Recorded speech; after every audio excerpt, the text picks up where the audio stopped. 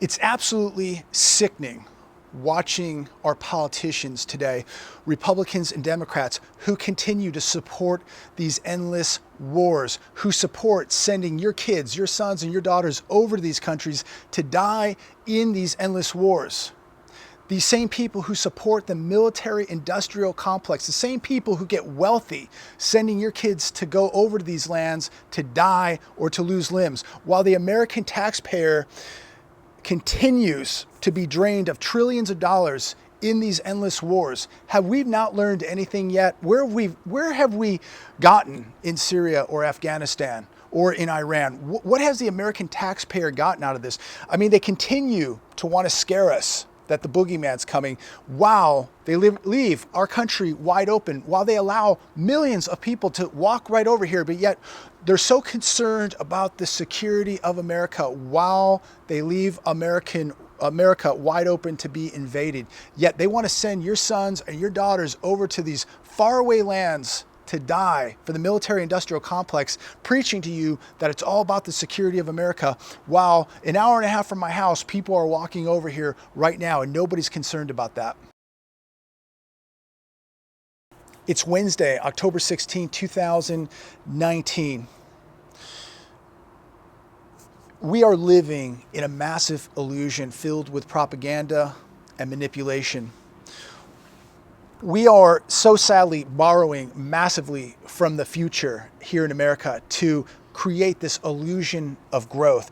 An illusion requires even greater levels of intervention, manipulation, and propaganda.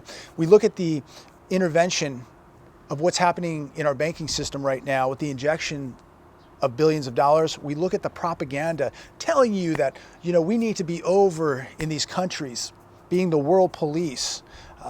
This propaganda that we get 24 hours a day on the television. This propaganda that we need to have this trade deal to save everything. The trade deal is not going to save us. It's not going to stop anything. It's not going to fix anything.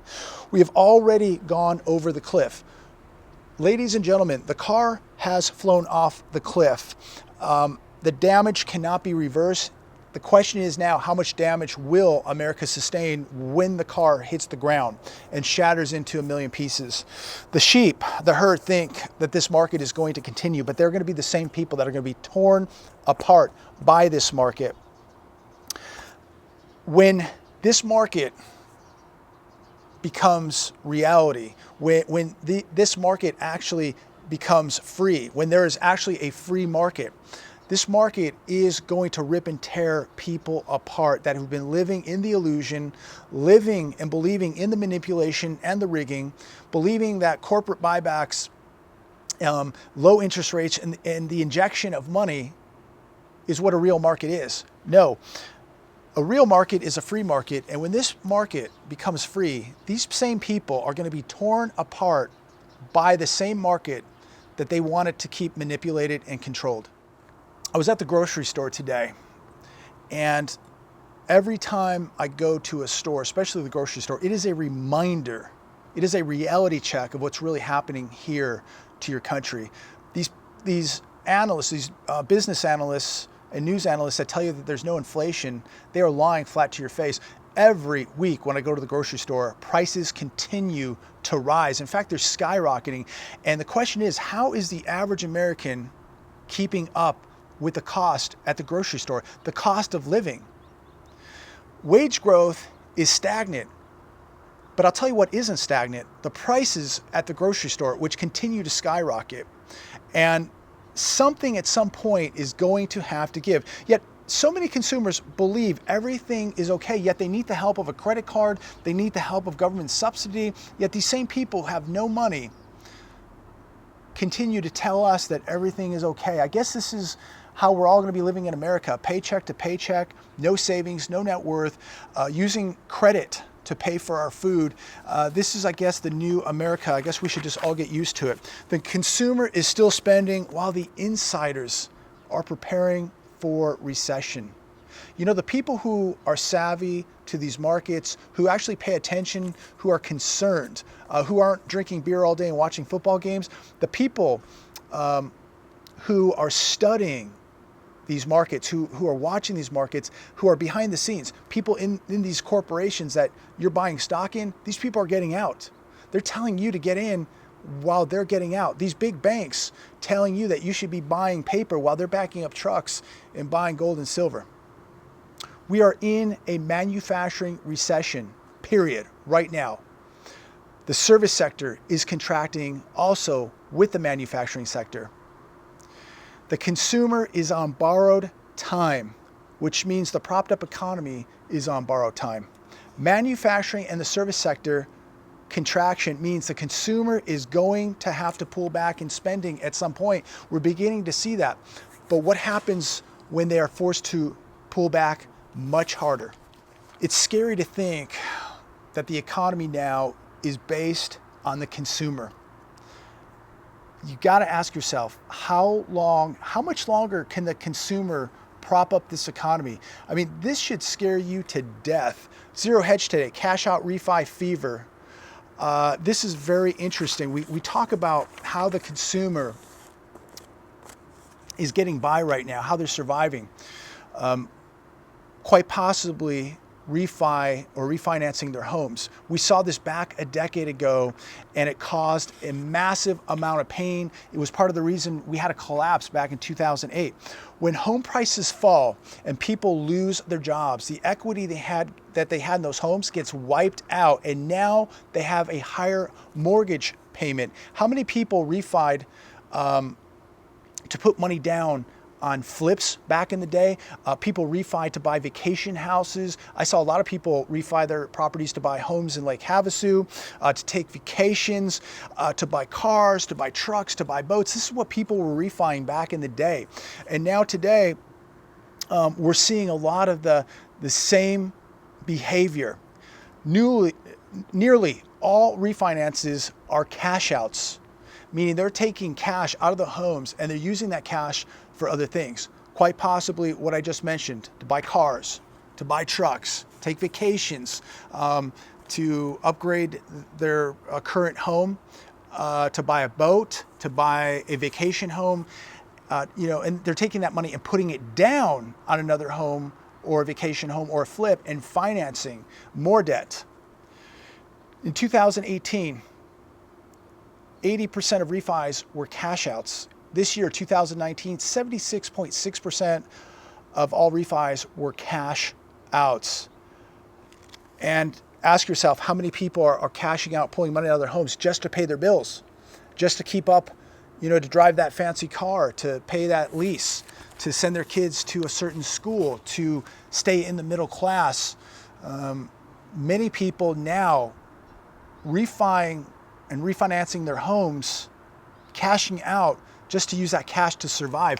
This is scary, ladies and gentlemen. It's very, very concerning. We also look at what's happening in the auto market. Millions of Americans cannot keep up with their car payments despite all this economic growth and this low unemployment rate. 7 million Americans are already late. More than 7 million. We've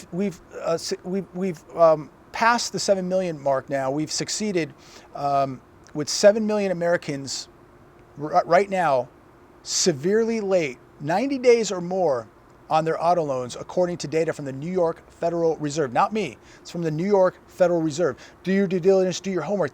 I'm just reporting the news. I'm telling you the facts. And what a shock. The delinquency rate among borrowers with low credit scores has seen the fastest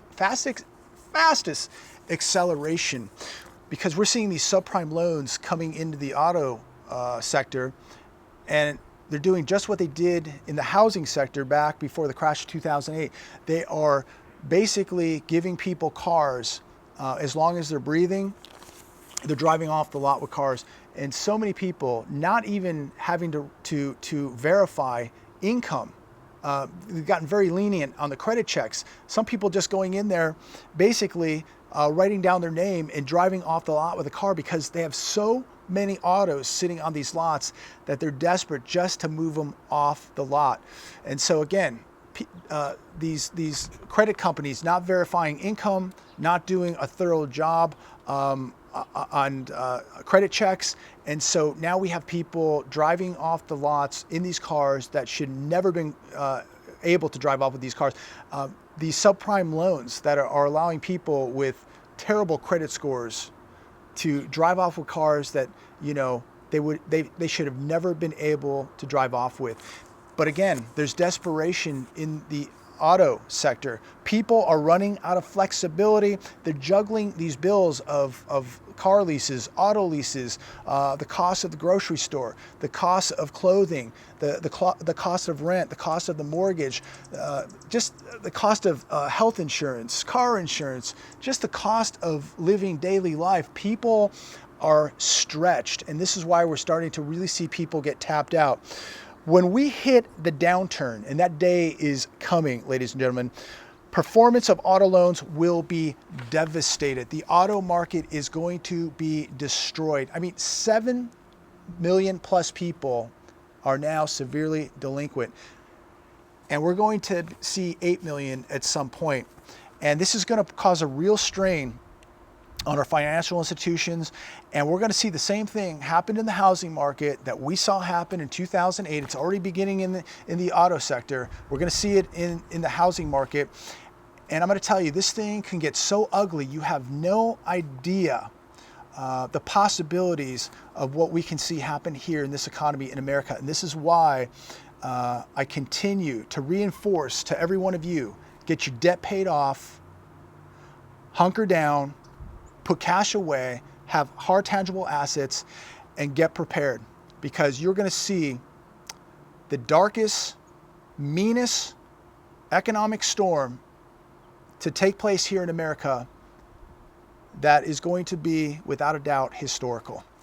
CNBC News today: U.S. retail sales unexpectedly decline in a sign that consumer economy could be cracking. What a shock this is. It says in the article here, U.S. government said that retail sales dropped 0.3% as households slashed spending on building materials, online purchases, and especially automobiles. Auto sales fell 0.9% in September, the most in 8 months. So where is all this growth? I mean, one day we're being told that we have record growth, that everything is blue skies, rainbows, and teddy bears. And here we're being told that the retail apocalypse continues. Auto sales are slumping, the worst in 8 months, and the consumer is pulling back. Their worst nightmare is when the consumer no longer can consume, when the consumer is tapped out. And I'll tell you, if it wasn't for all this government subsidy, if it wasn't for credit cards, if it wasn't for refis, boy, we would be in massive panic right now. We would be in big, big trouble. Of course, all the manipulation in the markets, all the buybacks, the low rates, the billions of dollars injected into the banking system right now. Are you guys seeing what I'm seeing? The whole thing is just being propped up. And this cannot go on forever. And there's people that think that this will go on forever, but it's going to be an event. Some event is going to happen, and it's going to bring all this down. This, my friends, is not going to go on forever. This is 100% unsustainable. Historic Midwest blizzard has farmers expecting massive crop losses. On top of everything happening, we've talked about this before, we are going to see food shortages happening here in America. We're already seeing it happening. A lot of stores already carrying less produce. We're seeing less canned goods. A North Dakota city, I believe it was yesterday or today, got 30 inches of snow. And they still have massive amounts of corn and other produce in these fields that has absolutely been wiped out. So continue to look for food shortages in your produce areas, in the canned food section. And what you can definitely expect to see are food prices to continue to rise. Here's more news today. IBM plunges after reporting lowest revenue in 17 years. Total revenue year over year was down 3.9%. IBM has a debt load now of $71.5 billion. Yet the market was flat today. I think we were down about 22 points. With everything going on, with what's happening to the farmers, what's happening to blue chip corporations like IBM, the massive debt loads that these corporations have that nobody wants to talk about. IBM, let me repeat, has $71.5 billion of debt, and nobody even talks about it. How are these corporations going to survive with all this debt when we go through this slowdown? When there is no more corporate buybacks, when interest rates aren't zero, when there is no more injections, when they are no longer able to manipulate and cook their books, when there is no more government help, what is going to happen to these blue chip corporations? What is going to happen to these corporations on Wall Street? What is going to happen to the US economy? Look, this is no joke. This whole thing is being so propped up. We are sitting on the biggest bubbles in the history of the world. And people just go on their daily routine thinking that nothing is going to happen, while their daily life right now, their standard of living continues to erode. The average American continues to get deeper and deeper into debt. Household debt, all-time highs. Corporate debt, all-time highs. U.S. debt, at all-time highs. Your state, your county are at all-time highs. People better get concerned very, very quickly. And again, I'm going to repeat this as I always do. Be your own central bank. You need to be preparing right now. If you have not started to prepare, you need to wake up and get going today. This thing is going to be enormous. It is going to wipe people out physically, economically. This is going to change, I believe, the future of America. And again, you need to be preparing. And the best thing you can do right now is get rid of debt. Debt is going to be a killer during this collapse. You're going to see the biggest wealth transfer the world has ever seen. You need to think like a central bank yourself. You need to have your own security. You need to have your own assets. You need to be self-sufficient. Look, many banks and financial institutions are going to go down, but not all. I believe that there are going to be many that are going to take advantage of this wealth transfer, and you should be doing the same thing. If you have debt, you're not going to take advantage of what's coming. You're going to be a victim. If you have hard assets and you have cash and you have preparations, you're going to take advantage of this wealth transfer. You're going to survive and you're going to prosper. I cannot emphasize enough to every one of you, get your debt paid off, get your preps in order, make sure you have security, make sure you have hard tangible assets, gold and silver, which are absolutely 100% on sale. This storm is coming. It is not going to be stopped. The car has already flown off the cliff, and the cliff is so high that we're still in free fall. When this thing hits the ground, it is going to be shattered into a million pieces. There will be no survivors in the car unless you are prepared. God bless every one of you. Thanks for watching. Make sure you share this video with everybody. Blast it on your social media. Keep praying for this country and keep preparing for what's coming, because it's getting close. Talk to you very soon.